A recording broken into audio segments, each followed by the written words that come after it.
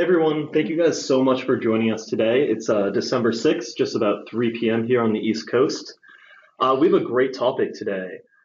Eight strategies million dollar brands use to win on Amazon. So this all sort of came out of the idea of our customer success group talking to a ton of really successful brands on Amazon. And, they heard a ton of great information, some feedback on our products. And, Kathleen reached out to me and she was like, why don't we have a webinar just about these specific conversations we've been having? So here we are. So as always, I'm Will Johnson, Director of Product Design here at Teikametrics. I'm the MC today. And to my left over here is Kathleen. So Hi, everyone. she's leading customer success as well. And then we have Gary Iyengar. Hi, everyone. Thanks for joining us today. Yeah, so let's just jump right in. So Kathleen's going to take over the agenda. Yeah, so today we're going to go through an overview of strategies, some internal improvements that you can work on, and external opportunities to look out for, and then learn how to build your brand to last and give you a few takeaways. So at the end of this webinar, you should be able to stand out from your competition, leverage the right advertising tools for the right reason, and use your metrics to grow a brand sustainably and think long term. Yeah, I think a lot of the conversations we've been having with these big brands is really about the metrics that they're looking at, and it's about sort of sustainable growth around that. If you're not looking at your metrics every day, if you're not really in the weeds with that, it's really going to become difficult. This was something that we saw with every single big brand, is they know their metrics like the back of their hand. And that's something we're going to keep coming back to throughout this webinar. Yeah, for sure. So I think let's get into it. And part one is going over those internal improvements that you can make within your business. So I want to start that section off with a poll too. So, as Will mentioned, these big brands do know their metrics, but how are you tracking your profitability? So if you guys could just chime in and let us know, are you using Excel or software or what? We really want these webinars to be engaging, so really encourage your participation. And you know what? Profitability, it's really difficult to find out your true profitability. There's so many moving parts within an Amazon business that oftentimes that number, even if you think you've calculated it right, you might not have. I mean, if you've ever looked at a profit and loss statement, there's tons and tons of rows. There's your own shipping stuff. You're shipping by a group of SKUs rather than individual SKUs. So you have to kind of take that stuff into account. It's difficult. Yeah, agreed. And we'll get into that further as well. Perfect. But Gary, how do those results look? The results look like a lot of people kind of do a combination of our options. I'm going to give people a couple more seconds to vote, and then we can share the results. All right, so I'm going to close out this poll. Let's take a look. Great. So looks like people are using a mix of options. I'm glad there's at least only 6% that don't track it at all. But hopefully throughout this webinar, you'll learn a couple ways to do that because it is really important.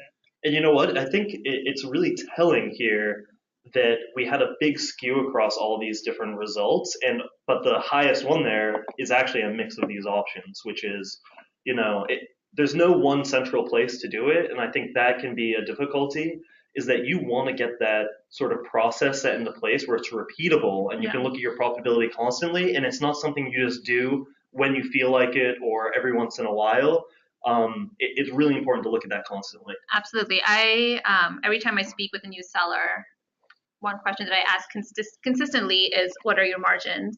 And it's amazing to me how many people know exactly how many units they've sold each day for the past year, but a lot of them are not aware of how profitable they were off of these sales. So that's an important metric to know. Right. And that's definitely a slippery slope of, if you don't know necessarily what your margins are on those products you're selling, you could be in for a rude awakening. For sure. So that summarizes number one, know your metrics. That's why it's so important. But if we go to the next slide, this is actually a little bit what Will was talking about, where it's really hard to keep track of all the moving parts. And these are some examples. Like when it comes to returns, you've got to continue to go back Yep. and look at your profitability for like the last 45 days and make sure you're factoring in returns and seeing, does this particular SKU have a high return rate and that's actually causing a negative margin? Yeah. I mean, really, especially those businesses that have really slim margins, where it might be something between like 5 to 10%, returns can be a huge, huge issue because that eats right into it, and your take home might actually end up being negative. Right. Yeah. And I think there's a huge correlation, right, between the categories and types of product that do really well during the holiday season that have high seasonality and the ones that have high returns come January as well. For sure. Which makes perfect sense because people aren't always shopping for themselves. Yeah. Well, it actually makes, keeping track of your profitability even more useful because you can spot those trends in returns. And a lot of brands do have higher margins, so maybe it isn't such a problem where it's causing you to have negative margins at the end of the day. But what are the reasons why you're getting a ton of returns? Like, does your listing not accurately describe the product, or is there an actual issue with the product? Yeah, and we'll dive into some of these reasons a little bit later in today's presentation as well. But there are a whole host of factors to consider, and then ways you can leverage your data from this year to inform decisions next year. I would actually, no kidding, take a screenshot of your computer screen right now and make sure that every one of those metrics is correct. Yeah, for sure. No kidding. And so the next part of that is, when it comes to knowing your metrics and using them, you also need to use your sales data. So know what your sales rate is for different products and let that inform your investments. For brands, it can be even more about like, what are you going to manufacture? Look at your sales rate to plan that far ahead. So you're not over manufacturing or over sending things into FBA and then end up with a bunch of inventory that's not moving. Exactly. And especially for these brands that are just beginning out, they're not, they're nowhere close to $1 million brand yet. Looking at this specific equation is incredibly important so that you don't end up falling into a trap, which many brands end up, which is overextending and ultimately failing because you've taken on too much of a loss. Yeah, in this equation, Gary was making fun of me because it looks like a little simple when you just look at it, but it's meaningful, and it's not something I think a lot of people are doing, which is using your own data to inform decisions, but also looking at market data and trends. And, just because you had a year-over-year growth of 10% doesn't mean sending in 10% more this year is going to cover that because Amazon's also had that growth. So you're going to want to do a bit of research on your specific category as well as Amazon sales on a whole and see year over year how are they growing and think about that while you're looking into what to invest into as well. Exactly, because the opportunity that's going to be lost is huge and it compounds over time, right? If you're adding in 10% more and more and more, if you cut that off, you end up only growing 5%. That's gonna make a huge difference in a year or two's time. And I think the side effects of stocking out, and a lot of people attending today, I think I've spoken with personally, they would definitely have heard me mention this, but stocking out can have some dire consequences, particularly if you're also using advertising channels. So it's important not only to forecast to maintain sales volume, but to forecast accurately to prevent stockouts. Right. Yeah, and track what happened in past years. Did you stock out last year, or were you overstocked last year? And I mean, if you stocked out last year, put even another percentage on top of this. So that would probably be the final step of this equation. But it's really just using the data available to you and thinking about this logic. Well, yeah, one of the sellers that we spoke to actually has nightmares about stocking out because they're so worried about it. It's so important to their business that they don't. So take it from $1 million brand. Don't stock out. Yep. And then the last thing on this slide that we didn't really touch on, I mean, we are saying let the data make your decisions for you or at least influence your decisions. But you really need to stay unbiased. Like these big brands that are really successful that we're talking to are not connected to, one SKU. If it's not performing after, a certain amount of months, just because they think it's a really great SKU doesn't mean you should continue to invest in that. You really have to, there are a finite number of things you can try to make it work. And then you have to just decide on a cutoff period. Exactly.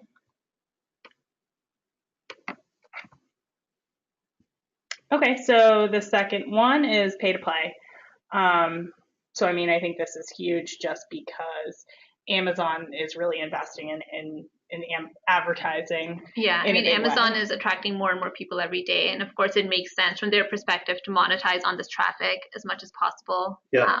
and use search really as a revenue stream. Yeah, I mean, one of the classic things you say in business is it takes money to make money, and if you're not, you're limiting your growth. You know, like in a lot of ways, people use credit to grow their business and then pay that back once they've done that. And in many ways, sponsor products and all the different advertising tools that are out there is very much the same way. You're sort of pumping that up and then making sure that you get to a certain level, and then you can retract a little bit. But it's important to get in there, and it's worth the investment. Yeah, and I think to go even further, like we're really focused on the search tools that you can use because it shows in the earnings report.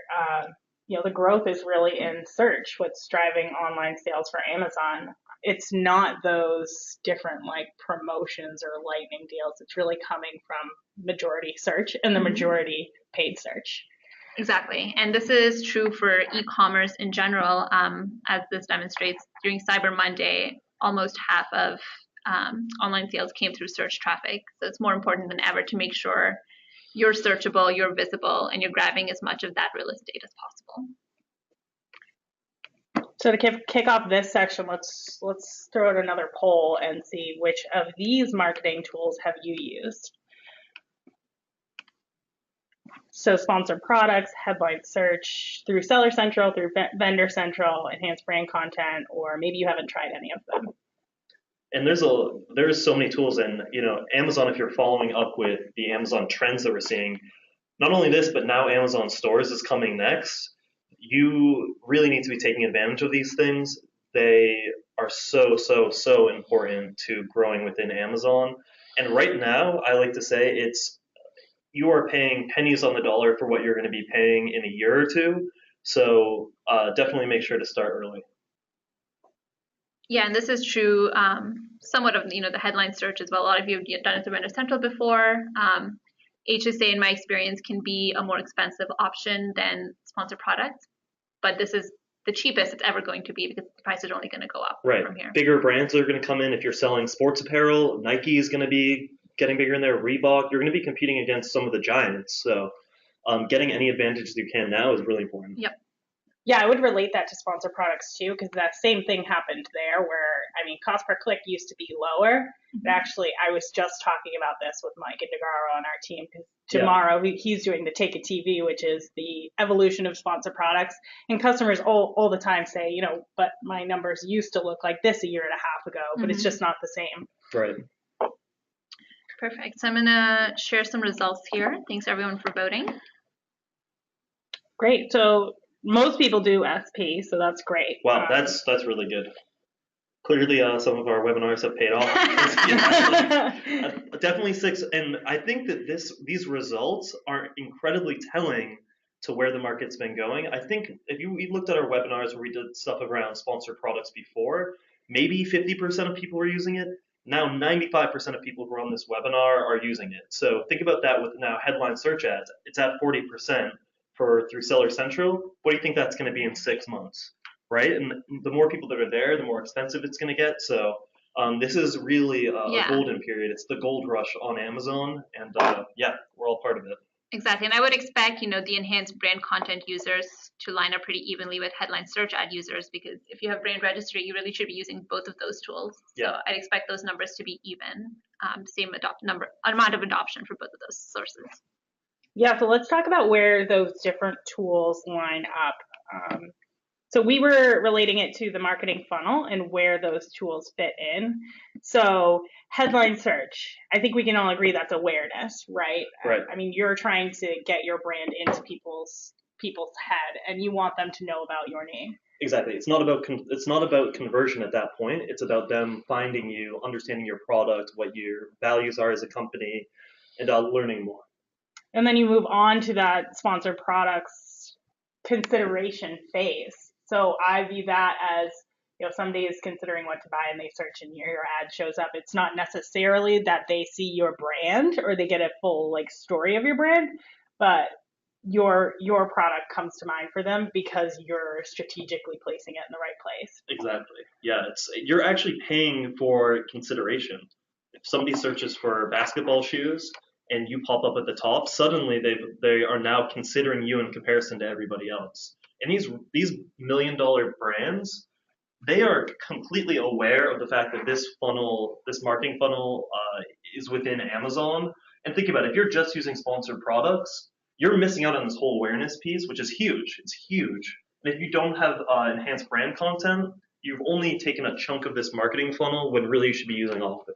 Right. It's important to use the tools together to get the results. Using just one is not going to work anymore. Right. So let's jump into those individually. So I think we talked a bit about it, but the purpose of HSA, it is to drive sales. You are going to drive some sales from it, but it's for brand awareness, and it's through keyword targeted ads above the search, which is that sparkle placement. Exactly. It's a good way to make people familiar not with just your product, with your brand, so that you can start searching for you by name, essentially. Right. And a lot of customers that we've heard compare headline search ads to sponsored products in a lot of ways, because they're thinking about it from the conversion standpoint. Mm-hmm. And if you are looking at it from that perspective, headline search ads would be a horrible investment because it's much more expensive for what you're getting. So that's really how you have to think about this.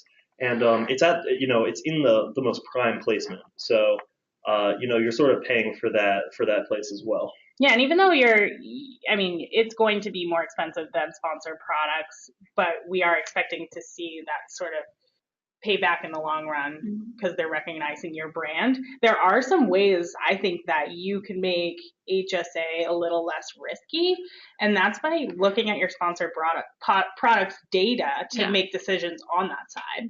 For sure. I know when I'm setting up HSA campaigns for our customers here, I'm looking at sponsored products keywords to drive more traffic and more visibility for them. And sometimes, for bid suggestions as well, because I know when I look at Amazon's bid suggestions, they can go as high as, $6 for one click, which I know can be a scary number for a lot of customers. Yeah, and then I would take it a step further and say I'm not only looking at their keywords and search terms for sponsored products, but I'm only looking for the ones that have converted over once at least, and that are phrase or exact match. Correct. And that, if the person is concerned about, budget. Yep. Yeah, great point. So second one is sponsored products. You guess everybody's pretty familiar, 95% of you. I think we've mentioned it once or twice on our previous webinars. Just maybe once. But it is the best way to gain that additional exposure. I think that's a different strategy than headline search, where I was just saying you take things proven to work that are already, long-tailed keywords or targeted match types. This for sponsored products, start out broad and target that down as you get the data. So you're still letting data inform your decisions. Mm-hmm. Yeah, one of the most common phrases I hear is, but this is my main keyword. So if you are saying that, you need to be looking into, if this is your main keyword, why are you not converting? And one of those reasons for lack of conversion could be your product page, which is where enhanced brand content comes in. Now that we're on enhanced brand content, want to bring in a question that I saw just come in from Joe, which I'm not sure that I have a great answer to because I haven't seen this, but I want to pick your brain. I've heard from several sellers that enabling enhanced brand content, that their sales have dropped. Have you heard that? I have not heard that. I have seen, increases in conversion, and the rate of increase has been varied. But I haven't yet encountered someone who's seen a loss of sales volume from enhanced brand content. Yeah, the inference I think that could be made from that, in almost all cases that we've seen with our customers, it has helped conversion.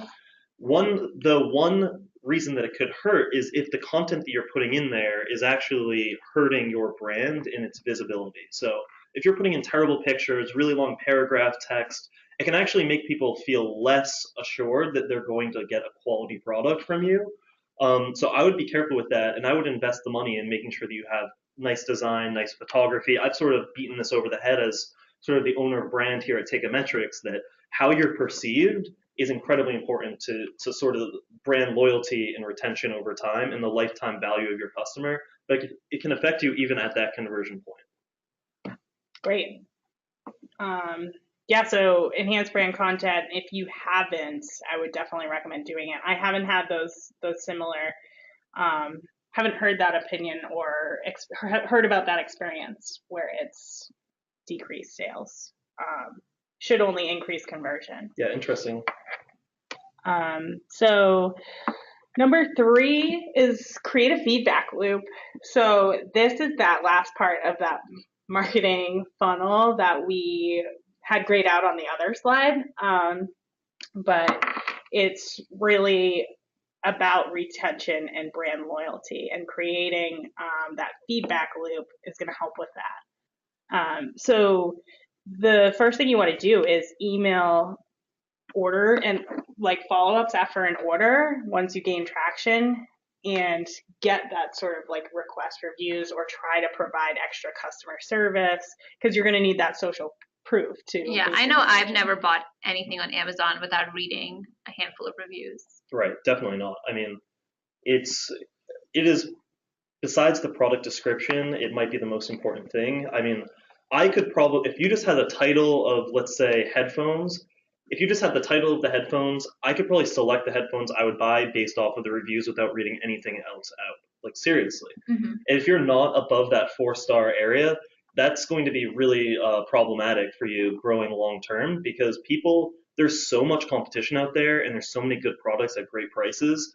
You really should be looking into that really carefully and making sure that if you have a great product and it's doing really well, is it getting less than 4 stars because of maybe issues where they're not getting what they expect? That could be a reason that somebody gets the review and they think they're getting one thing and they're not getting, and they're actually getting something else. So definitely look into that.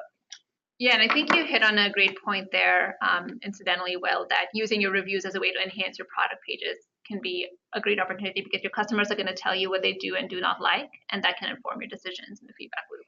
Right. I mean, reviews completely mean credibility. And it's also important to be responding to these reviews.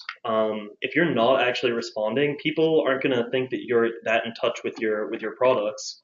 And also, sometimes people will put in a question about your product, and then the second you respond, it's what they want, and they go ahead and purchase your product right away. So good question from Christine on reviews. For a company that's just started selling on Amazon for a couple months, what's the best way to get those reviews? That's a good question. That's a really tricky thing, and usually the most successful brands have figured out a way to answer that for themselves. So I would suggest ask everyone. The number of people who leave reviews is so slim. I would say it's less than 5%, if not 2 or 3%. You Yep. have to request it every single time. What you might also consider is doing some promotions or giveaways as a way to boost sales volume and drive more people to leave reviews for you. Right. But really, you have to capture every single sale. So don't be afraid of getting negative feedback and hesitating in requesting reviews. You just want to ask every single person so you get the volume of reviews. And I would say advertising too. I mean, if the more people that are buying your product through sponsored products, HSA, the more chances that you're going to get to somebody writing a review. So. Yeah. And then the next part of that is, once you get the reviews, what are you doing? So we'll mention one thing: you got to reply to the reviews and be interactive. But you should also use those reviews to improve your product. Are you seeing, negative reviews based on the sturdiness of the product or something that's not working right? Then you need to look at your manufacturing and improve that product. If it's, this didn't meet like expectations for the product, then you need to improve your listing and the content on it, because you're not accurately describing the product. And then customer service, obviously, we mentioned that before. Giving good customer service is what I think makes people want to leave you reviews. Mm-hmm. But if you get negative reviews on your customer service, that's definitely. But it could be a learning experience, right, for you to change that down the road. Kathleen and I, as we introduced ourselves, we're both on the customer success team here at Teikametrics, and this is something that we implement for our own company, even though we're selling a service rather than a product, is making sure we offer the right kind of service and then get feedback so we can improve processes. And that's the same for products as well. So you could take that feedback, imbibe it, and make sure you're offering a better product and better experience the next time around. And that's going to lead to that advocacy which is going to lead that to more reviews, kind of like that loop that we were talking about. Exactly. Before we leave this section, I got a bunch of people writing in about getting brand registered. So we do have a step-by-step blog article on doing that, right, Gary? Yes, we do. Okay, so we'll get that link and throw it in the chat before the end of this webinar. Yep, perfect. So yeah, we'll put that in the chat box, guys. Look for that, and it's going to be your first step is making sure you get your trademark registered so you can start the brand registry process. In my experience, getting the trademark registered is usually the longest part of the process. So get that started ASAP, and then you can switch to Amazon and start registering your brand there. I will say every $1 million brand is a brand register. There is no exception. That is one of the secrets. If your goal is to be $1 million brand, it's a necessity.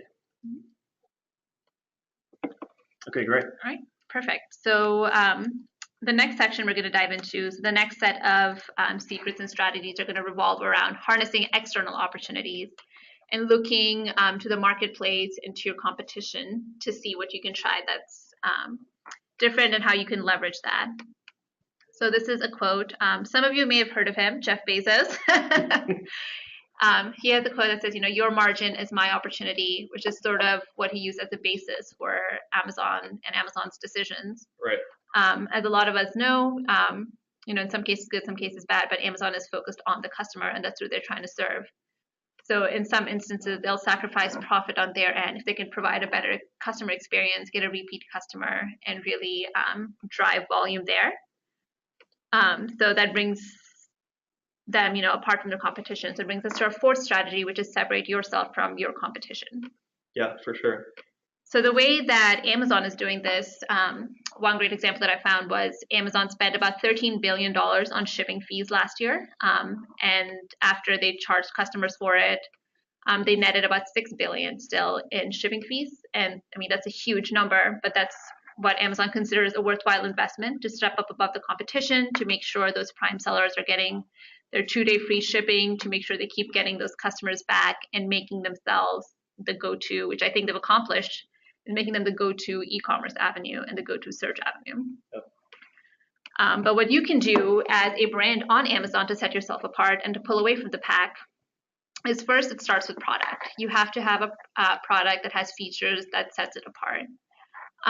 It's tempting to go more the commoditized route, and I'll talk more about this in a little bit as well, but it's really important to make sure that your product is offering something unique. And the way you can communicate that with the customer is through on-page optimizations, whether that's your content, pricing. We just talked in detail about reviews and ratings, but all of these add to the customer experience. And enhancing the customer experience is going to be how responsive are you? Are you addressing those questions that Will mentioned earlier? Are you establishing a customer voice? So there's only so many ways you can interact with customers as an Amazon seller, but you can still get your customer voice out there and still establish the right kind of experience for that shopper. And it doesn't take being the lowest price. In fact, a lot of the brands that we're talking to are not the lowest price in their category. Yep. So they have found many other ways in order to differentiate themselves. Price is definitely one of those myths that lowest price is going to win all the time. It really is about your imagery, it's about your responsiveness, it's about your reviews. There's so many things that decide decision-making processes for buyers. I would argue, 100 extra reviews on your competitor can probably give you a couple extra dollars on your selling price and your margin. Oh, for sure. Yeah. And when you start to check off these boxes, that's going to help you establish your presence. And we were talking about searchability earlier because people are searching to find products, and that's what's driving sales. So you need to make sure you're visible. You need to make sure you're relevant to the right kind of searches. And part of this is going to be through back-end optimization, your back-end keywords, and then just having enough content that's indexed that you can make sure customers are finding you. Yep. So once you've done that on Amazon, that's where we're getting started. There's also the option, and this is our fifth strategy, which is growing your presence off Amazon. So most of the brands that we spoke with, Kathleen, they had some sort of avenue off of Amazon where they were selling. Would you argue? I would say 90%. Yeah, I mean, it's either other platforms like Walmart or eBay, but a lot of the time it's their own .com, which is super important for brands and like exactly. Shopify sites. Exactly, and having a .com or Shopify site then entails its own set of marketing and its own set of advertising platforms, which brings us into our third poll question to see how many of these external marketing platforms our sellers are using today. So let me launch this poll here. I mean, there's so many that it's. I mean, clearly with Jeff Bezos's $100 billion sort of little medal that little trophy he can put on his desk. He's the winner, but there's so many other places that you can sort of build that customer relationship that have a lot more. You have a lot more control over how you interface with customers. And that's really important because once somebody has found your product in outside places, 55+% of searches are happening within Amazon. They're oftentimes coming back into Amazon to find your product later, especially because many times they think maybe they can get a better price on Amazon. That your prices in other places are more expensive and Amazon will have a deal or a discount or something. So people will search through that as well. Right. That's a great point, Will. It's important to optimize pricing along with all of these other things we've mentioned. So the to-do list is going to get longer, guys, but it's all important to establish your brand presence to make sure that your Amazon storefront reflects what your .com says, which reflects how you're communicating with customers socially. Yeah, and we don't expect everyone here to implement every single one of these strategies that we put together. Mm-hmm. Some will make more sense at different points within the growth of your business. But it's really important that you know the next steps that you need to sort of make in order to grow to the next level, because there's many sort of valleys and plateaus that you'll have as an Amazon business. And the differentiator is whether or not you have created the tools and those feedback loops to sort of surpass that level. Because just like any business, you're going to have ups and down days, months, and years. Yeah. So yeah, be in tune with that. Sure. And everyone has the same tools available to them. You just need to make sure you're using the right one at the right time. If you're trying to hammer a nail into the wall, you probably need a hammer and a nail and not a wrench from your toolbox. You need to make sure you're using the right tool at the right time. Yeah. And making the right kind of decision for your business. That's an awesome point. Yeah. Great. So let's look at some of these results, guys, and see what tools people have been using. So it looks like Facebook ads are actually leading the pack.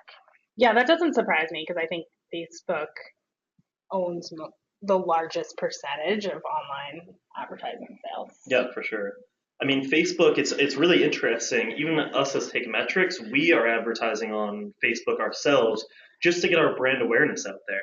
So people know and are, the cost per view is so low that it's worth it to get it in front of as many people as possible. So we highly recommend taking some of your marketing budget as a company and putting it into something like Facebook ads. Yeah, I think it's important because even though we know when you go to Amazon, you're starting like your shopping experience. Your intent is to buy, but you're not really usually on there if you don't have something you're looking to buy. But this kind of works its way into customers or just human being everyday life. And I know I have been lured by Facebook ads many times. I've been retargeted many times and bought a lot of items I probably didn't need to purchase strictly. But yeah, and I think Facebook ads in general, what you're doing is you're paying just to get your company and name and identity into people's heads.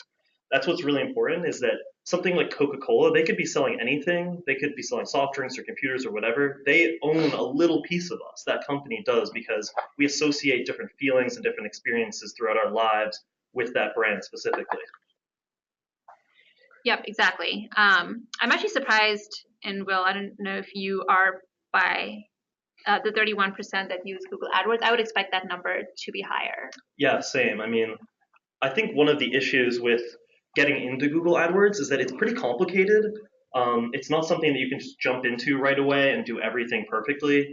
I would definitely recommend looking into YouTube on how to get started with AdWords to create profitable campaigns. Just like sponsored products is difficult. And it's actually based off of Google AdWords originally, but there's a ton more complexity around retargeting. There's a ton about, searching within Google versus display ads. So get in there, and that's another place where you can definitely make an impact. Perfect. So I'm just going to hide these results here. So some of the external marketing tools you can use, as we discussed, are Facebook, Instagram, Shopify. Seems like a lot of you are adopting Facebook advertising to further your brands. Which is great. Yeah. Cool. That's amazing. And of course, I think a small subsection of you are using social media influencers. That could be another good way to get your products out there, and if it's the right fit for that sort of promotion, of course.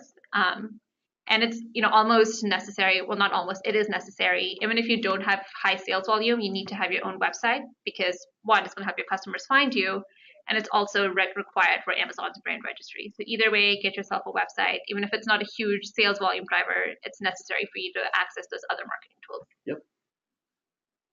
Perfect. So this brings us into our last section of strategies, which is strategies that are going to help you build a brand to last.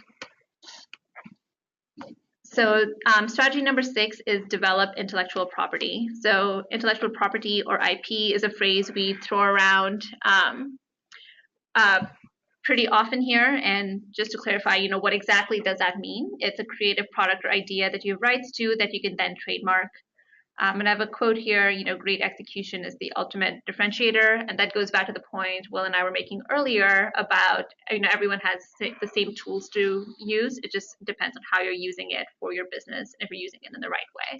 So, Gary and Kathleen, what types of power do you have on Amazon once you have that IP and that trademark within Amazon? Sure. It allows you to protect your listings, which is hugely important because you can report sellers that should not be selling your product, that don't have rights to sell your product. So it allows you to protect your listing and potentially have 100% buy box occupancy across all of your products all the time. Yeah, that's great. And 100% buy box means your ads are always running, which is important. And it also, of course, means customers can always purchase your product directly. Yeah. Are there instances, I think somebody here wrote in about it, where you are the only person on the listing, but you don't own the buy box? Have you seen that happen? Or there is not a buy box? Yeah, I have seen cases of suppressed buy box, which is sort of a separate issue that has more to do, or often it has to do with pricing. So if Amazon potentially deems your prices to be too high or too low, they might suppress a buy box on that listing. Okay. What I would recommend in that case is opening up a case with seller support and following that avenue. And if you have, your registry in place and you have all of the documentation that you need, you can provide that to Amazon to try and unsuppress your listings and get back to being active. So that's the most common reason I've seen for a suppressed buy box. Yeah, that's the only reason I think I've seen too, but I have seen it happen in a few cases. Yeah, there's very rare that you'll see maybe ineligible advertising due to some title issues or imagery issues, but usually I feel like brands spend more time on that sort of content. Or should be, so it's not usually the case for someone that has a brand in their own listing that they would encounter that particular issue. Yeah, it's an interesting question. So. Perfect. So this leads me, into more information on there, which is to stand out. And I was mentioning commoditizing earlier. It's tempting to, go into white labeling and commoditize goods, and which is not to say you can't be successful there if you get into that market early enough. But you're usually going to see more success if you find a more specialized product and try to fill a niche or a market gap rather than jump onto a trend. You have to protect your brand. You have to register your trademark and sign up for the brand registry. That allows you to control not just sales, but control your brand voice as well. So no matter where a customer encounters your product, they get the same kind of experience and the same sort of service that you'd like to offer. And the last thing is, I specifically was alluding to, your SKU assortment and your product assortment here, but it could apply to a whole host of things, but just focus your efforts.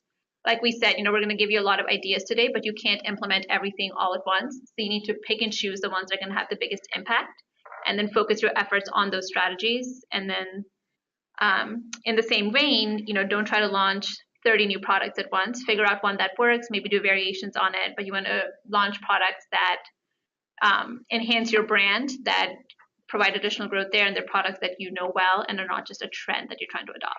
Right, and I think it's really important to think about knowing your product and how your customers associate themselves with it. I think the example here of the A and B, 2 umbrellas, really there's 2 strategies that you go with this. One is, this is a blue umbrella, it's 4 feet wide, it's got a retractable handle, that's it. On the other side, maybe for the pink one, for something more like enhanced brand content, you're showing, if this is a child's umbrella or something, you're showing kids actually using it with their parents. You might be showing something like you're sheltering children from harsh weather, that kind of thing. It's keeping you safe. That's the type of idea that you want to portray across your products, that like this is the type of company that you are. You're not just about creating an umbrella, you're about kind of going into people's homes and creating, better lifestyles for people. So I think it's really important when you're creating this differentiation to think about that and then really put that into action through your imagery, through your text, and that enhanced brand content. Yeah, for sure. And I think that leads us into the next slide. Kari mentioned you need to focus your efforts. There's a lot of things you could invest in and try all at once, but you need to be patient. I know coming out of this webinar, even maybe you have a bunch of ideas you want to try right away, but you should do something right rather than doing a million things at once, because it's not sustainable and you'll never know what in that mix worked. It's really very much like the old tale of the tortoise and the hare. It's like, be slow, be patient, keep consistent, stay on track. It's so important to think about your business as a long-term thing. There's no way to cheat the system with Amazon. There's millions of people that are on there. Everybody's tried everything else. Don't risk your business on trying to do something that might be against the rules to try to sort of hack the system. Patience is so important, and it's very difficult because everybody wants to see results right now. Just like something with it's the prime problem with HSA right now is that people want, they're paying for these impressions. They want to get sales from that, but it's not about that. It's about creating your identity on this ecosystem. Yeah, I think what you said is so true. Like, there's no secret like hack, that one thing that you can do that can make your brand magically successful. You need to evaluate what's the step-by-step process. Yeah, and it's really talking to these brands.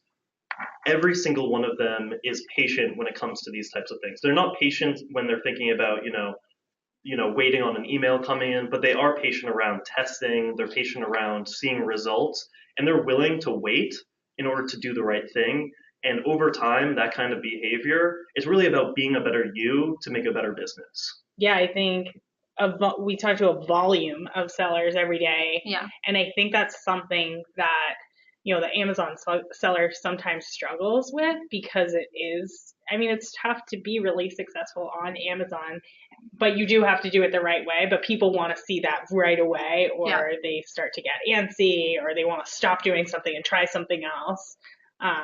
But those big brands that we're talking to understand that there's a time period where you need to test and figure out what works. Right, and it is literally the same between every single one of them. It's really funny.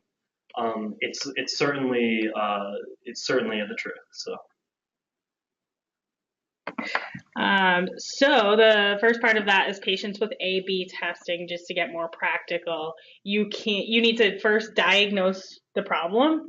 Don't just start making changes because you want to make more sales. Like, look into your data and see if is it a problem where you're not getting anyone to your listings, or is it a problem where people are coming to your listings and they're not buying the product? That will help you figure out what you want to test. So determine what are the possible actions. So if people aren't getting to your product, then you want to go back to that marketing funnel and use sponsored products and HSA. If people aren't converting, then you want to fix your listings, then you want to work on that enhanced brand content, things like that. Right. So if I were to make one change on the page, let's say I wanted to change the product description, would I just change the entire description on there, or how would I go around to seeing the real results? I would start, maybe with a couple of the descriptors in there. I wouldn't change, all 5 bullet points at once. I wouldn't change all of your images at once, but I would test and see which image gets you the best results. Changing one bullet point might make a huge difference to what the kind of returns that you're seeing. You need to test each thing out so you know the exact impact of that change. Well, not even as in detail as what do you change in the description. Maybe just don't change the description and the pictures, because then you don't know still. Right. But yeah, figuring out one variable to change and then letting that run long enough that you get a significant amount of data. Yeah. You can't make a decision on like 2 days. Like it needs to be statistically significant, which can be challenging, and that's another place where you need patience. Is if you're just starting off on Amazon, you just don't have the visibility and the traffic to capture that data, so it's going to be a longer waiting period for you to get enough data to act on. And I would say the sister of patience here is organization. Whenever you make these tests, you're going to want to keep some kind of spreadsheet or some indicator of what you've changed and the time that you did it, so that you can actually make a whole bunch of changes and not forget about them. Because the worst thing that can happen is that you have a product that's doing fine. Maybe it's one of your best products on Amazon. You change something with an A/B test and your conversion actually starts to go down. And then a week or two later, you forget exactly what you did. And all of a sudden now you're just at a worse point than you were before. So really, you're going to want to be scientific with this, and you're going to want to be organized. So Kathy says, how long do you wait after a change? I think that relates to what we were saying. It's not a time period, in my opinion. It's an amount of data. If you already have high volume and you're getting that data in faster, then it might be a slow, like a shorter time period. But it's enough that, it can really show you something meaningful, not just like anything could happen by chance if you have like 4 sales. Right. And I would say at the absolute minimum, 1 to 2 weeks, no matter what. Because if you think about it this way, depending on the day, depending on the time period of like the month, like let's say it's a busier time, the data that you're getting in, just even as a group, could be higher or lower than normal. So it's really important to make sure that you, even if you have a ton of sales, that you're seeing those trends over time. Yeah, Will, I know you have a lot of experience with this yourself, because I know we test out, on our end, webinar banners, we test out ads here. Like you said, we run Facebook ads as well. Yeah. What's your strategy that you like to employ? So specifically with webinar banners, I usually will just check one little piece. So that might be having the date or not having the date, having the time, not having the time. It might just be the image itself. It might be a white or black background, and it could just be a slightly different title. And it's surprising at the difference in conversion. And once again, talking about that compounding idea, is that all of these decisions that you make over time, if they're in the right direction, they're going to boost your business even more, 10 years from now. It's just like a 401k. Over time, you're going to grow hugely if you invest early. So just a question to quickly answer from Nazil is, what is A/B testing? Does this mean add another listing with a different picture and content? And I would say no, that's not what I'm referring to. I would say change something in your listing and see how that compares to what your listing used to be, or with advertising. Like if you're running HSA ads, test a lifestyle photo, test a logo, test a product. Yeah, and what you could also do, Lucille, is if you have 2 products that are very similar, you could use them as A/B testing opportunities and try maybe more lifestyle images on one and more product images on the other, and see which one performs better, or try one bullet point on one and one bullet point on the other. Yeah, and I mean, in that way, if you're doing like products, it still is not quite scientific. Yeah, like if you made sure that you have all like the same keywords and everything like that, then yes, I would go ahead with that. But just know that those changes could be, the results that you see might not be directly impacted individually. So I would just be careful with that. I would say similar products with similar, sales rates and metrics to begin with. Right. Could potentially be an option for A/B testing. Yeah, it's a good indicator, but it's not necessarily the truth. The best, yeah. So. Yeah, then I wanted to dive into patience with advertising efforts in specific, because I run into it all the time. The first thing with the attribution of sales, Amazon gives you those week-to-date views and the month-to-date view, and without fail, every month at the beginning of the month, customers, panic a little because they see their month-to-date number, their ACOS is super high, but just remember that the SP sales aren't attributed to the spend for 3 days. So you should never be measuring the last 3 days. You don't measure any advertising on Amazon is not measured in real time. Yep. It's just not possible. Yep. And then HSA, that can be up to 2 weeks, making it even more difficult. Like it's a tough time period to wait to see what's happening. Yeah, but it does force you to wait that full time period to test, because attribution window is 2 weeks. You really shouldn't make any changes sooner than that. Exactly. Yeah. So then the patience with optimization, you're not going to start campaigns in SP or HSA and have them be optimized off the bat. Like you're not gonna, even though there are a bunch of tools that will claim to find you your best keywords, you can only find that through your data and you don't have it yet. So you have to have patience while you're harvesting the best keywords and finding that optimal bid price. Yeah, and waiting for the volume data to come in as well. I think Christine earlier asked questions about, a company that's just started selling.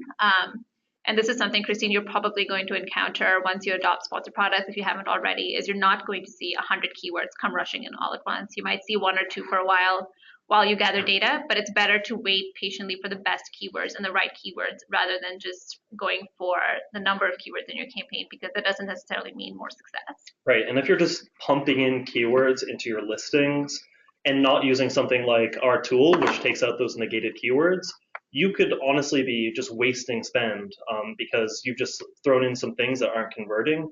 So I'd be really careful with that and make sure that the things you're putting in are actually going to be valuable.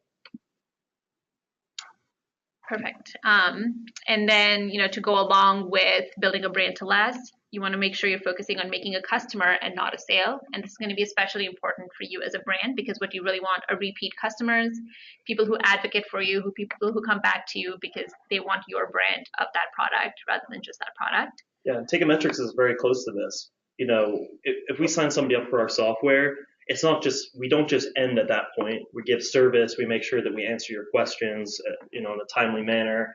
And we really, as a company as well, just like you with your customers, want people who constantly come back and are brand advocates, not just, a customer. We want people to talk about, our qualities because that's the best way to succeed as a company. Exactly. And you always want to be thinking, and this is our last little nugget here, is think big picture. So you want to keep your long-term goals in mind. Where do you anticipate your brand being? What sort of market placement do you want your brand to have? And then work towards that goal. Because longevity is always going to be a better investment than trends. And if you don't know the story that you're telling as a brand, you should really, really sort of look introspectively and think about it. Because as an entity, when somebody buys your product, they are thinking about you in some way. And either that way is with the story that you've given them, or they're going to create their own. And if there's problems with your products, that story is not going to be good. So definitely you're going to want to invest time into that.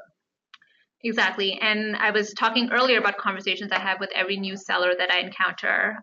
So along with, grilling them about a whole host of questions along margins, I always ask people where they anticipate being in the next month or the next quarter, because this helps me give them the best strategies to implement. And this is another area where I feel like a lot of sellers struggle to answer me, is because they've seen what the performance has been, they've seen the growth so far, but they haven't projected where they want to be, in the next month, which is not really that long term. So it's important to have monthly, quarterly, and annual goals, and then put in the right tools in place to make sure you hit those targets. And then if you're not hitting targets, then it's an opportunity for you to change some of that. And I think Kathy earlier was asking a question about how long should you wait for a change to take effect when you implement it. So kind of going off of that, Kathy, you want to make sure you have a realistic timeline in place. So whether that's a realistic timeline for gathering data, whether that's a realistic timeline to see results from changes that you've implemented, or whether that's waiting to see results, that can vary based on your particular brand and particular business, but you need to be realistic in those evaluations. You also don't want to be reactionary. So if, like Kathleen was mentioning, you could see your spend go up from one day to the next because you haven't seen sales come in yet. You don't want to go in and make 100 decisions, shut down all your keywords because you saw one little spike. That's natural. That's going to be true for any marketplace that you're selling on. You need to understand the reasons for those changes, and then if it continues to be a trend, that's when you work on making changes and implementing them. Right. Perfect. So some takeaways we want to leave you with today. Yeah. I mean, we've covered a lot today. I will say it was a lot, and of course we'll be sending out the webinar replay on Friday. Yeah, that was a common question. We will send that out. Yeah, always, if you've signed up for this webinar every Friday, I'm sure most of you know, I create a list and then I send it out to everybody. So you'll always be able to come back to this. But to sort of boil it down to these 4 points, really do your research on your competitors, on your own metrics.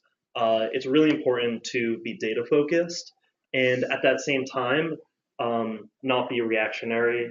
It's like sales hysteria is a real thing. The second sales start to go down, even for a day or two, once you've made a change, a lot of people will flip it back, and that might not be the best strategy. Perfect. And then, Yeah. I'll start off Q&A by people had questions about getting brand registered. I asked somebody to send me that link to our blog, so I'm going to shoot it into the chat section. Perfect. And I also wanted to address a comment. Jacqueline, thanks for helping us out here.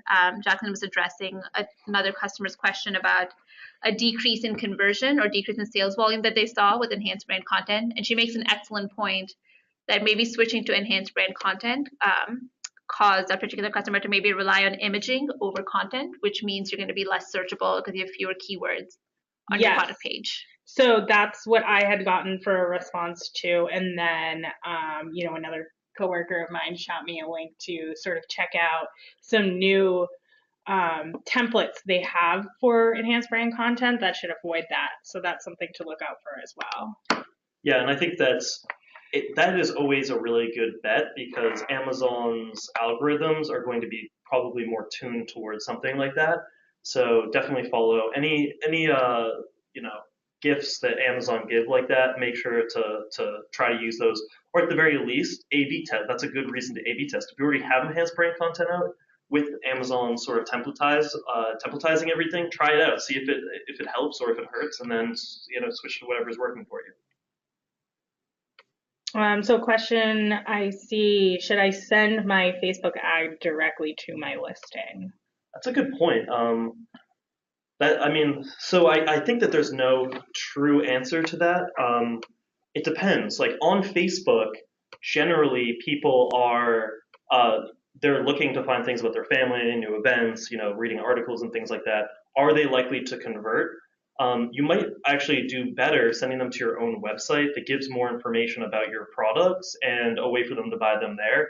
At the same time, that's another great way. This is everything I say is A/B testing. Yeah. Try both. See if you are able to get sales on your own website where you have more control, or if actually that's just a great way to basically have another sponsored products essentially for Amazon. I just, while thinking over that question, I thought the same thing. Like, I would think you would want to send people to your own .com because that's going to be a cheaper sale for you, but the conversion could be higher because so many people have Prime and it's easy to order on Amazon. Yeah, there's no guarantee that you are 2-day shipping, whereas with Amazon, it's consistent. The other side is some of the perks that Amazon has is returns. They can deal with Amazon directly rather than a company. So there are some positives and negatives, but if I were in your shoes, I would do actually both.